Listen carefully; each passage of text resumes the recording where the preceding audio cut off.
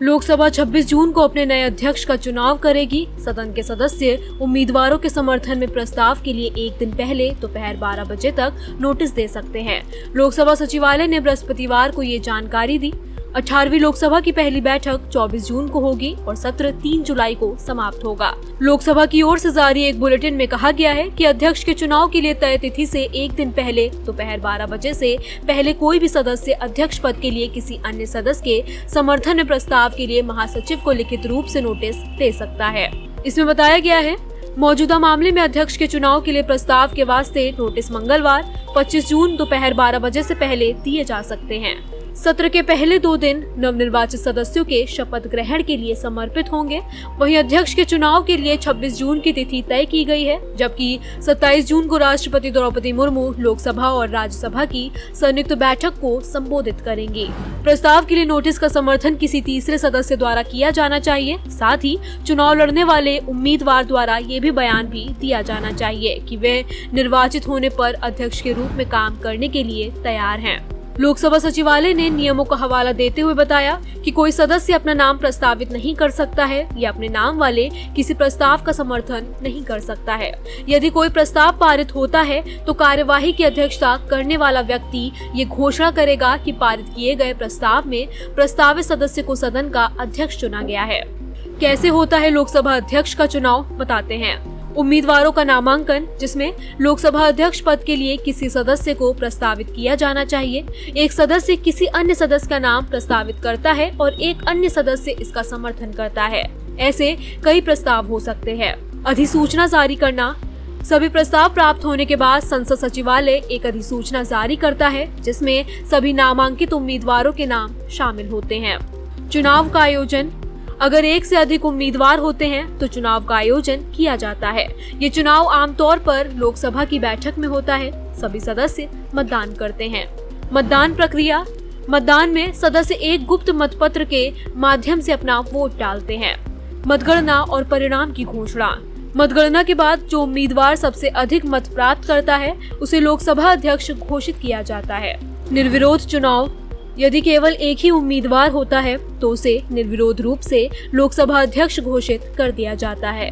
लोकसभा अध्यक्ष का चुनाव आमतौर पर लोकसभा के पहले सत्र में ही होता है, जो कि आम चुनाव के बाद आयोजित होता है। लोकसभा अध्यक्ष संसद की कार्यवाही को सुचारू रूप से चलाने में महत्वपूर्ण भूमिका निभाते हैं और संसद में निष्पक्षता सुनिश्चित करते हैं। इससे पहले संसदीय कार्य मंत्री किरेन रिजिजू ने बुधवार को कहा था कि 18वीं लोकसभा का पहला सत्र 24 जून से शुरू होगा, जिसमें नवनिर्वाचित संसद सदस्य शपथ ग्रहण करेंगे और निचले सदन के नए अध्यक्ष का चुनाव किया जाएगा। सत्र के पहले 3 दिन में नवनिर्वाचित सदस्य शपथ लेंगे तथा लोकसभा अध्यक्ष का चुनाव किया जाएगा। लोकसभा अध्यक्ष का चुनाव आमतौर पर लोकसभा के सदस्यों की पहली बैठक में किया जाता है। अध्यक्ष चुने जाने से पहले एक सांसद को प्रोटेम यानी सीमित अवधि के लिए स्पीकर के रूप में चुना जाता है। प्रोटेम अध्यक्ष नए सदन की पहली कुछ बैठकों की अध्यक्षता करता है और नए सांसदों के शपथ ग्रहण प्रशासन की अध्यक्षता भी करता है और अध्यक्ष और उपाध्यक्ष के लिए मतदान का संचालन करता है। बता दें, संसद के दोनों सदनों की अगली बैठक जुलाई के तीसरे सप्ताह में बुलाई जा सकती है, जिसमें केंद्रीय बजट पेश किया जाएगा। इसी के साथ निर्मला सीतारमण लगातार 7 केंद्रीय बजट पेश करने वाली पहली वित्त मंत्री बन जाएंगी। आगामी बजट के साथ वे मोरारजी देसाई के रिकॉर्ड को पीछे छोड़ देंगी। देसाई ने लगातार 6 बजट पेश किए थे। रिजिजू ने सोशल मीडिया मंच एक्स पर एक पोस्ट में कहा, 18वीं लोकसभा का पहला सत्र 24 जून 2024 से 3 जुलाई 2024 तक नवनिर्वाचित सदस्यों के शपथ, अध्यक्ष के चुनाव, राष्ट्रपति के अभिभाषण और उस पर चर्चा के लिए आहूत किया जा रहा है। उन्होंने कहा कि राज्यसभा का 264वां सत्र 27 जून को शुरू होगा और 3 जुलाई को संपन्न होगा। समझा जाता है कि प्रधानमंत्री मोदी 27 जून को राष्ट्रपति के अभिभाषण के बाद संसद में अपनी मंत्रिपरिषद के सदस्यों का परिचय देंगे।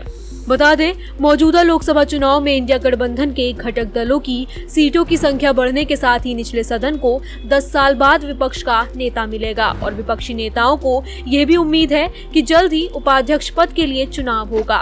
लोकसभा में पिछले 5 साल से उपाध्यक्ष का पद रिक्त है। 5 जून को भंग हुई 17वीं लोकसभा को अपने पूरे कार्यकाल के लिए कोई उपाध्यक्ष नहीं मिला तथा ये निचले सदन का लगातार दूसरा कार्यकाल था जिसमें कोई नेता प्रतिपक्ष नहीं था। सभी की निगाहें निचले सदन पर टिकी हैं, जहां विपक्ष का नेता चुना जाएगा और साथ ही एक उपाध्यक्ष पद चुने जाने की भी उम्मीद है। उपाध्यक्ष का पद आमतौर पर विपक्षी खेमे को मिलता है। इंडिया गठबंधन ने संसद के लिए अपनी रणनीति पर अभी तक कोई समन्वय बैठक नहीं की है। वहीं एक विपक्षी नेता ने कहा कि वे इस बात के लिए दबाव बनाएंगे कि इस बार उपाध्यक्ष का पद खाली न छोड़ा जाए। 17वीं लोकसभा में भाजपा 303 सीटों के साथ पूर्ण बहुमत में थी और ओम बिरला को लोकसभा अध्यक्ष चुना गया था। पहली बार 5 साल के कार्यकाल के दौरान कोई उपाध्यक्ष नहीं चुना गया। संविधान के अनुच्छेद 93 के अनुसार लोकसभा को जल्द से जल्द 2 सदस्यों को अध्यक्ष और उपाध्यक्ष के रूप में चुनना चाहिए जब भी पद खाली हो।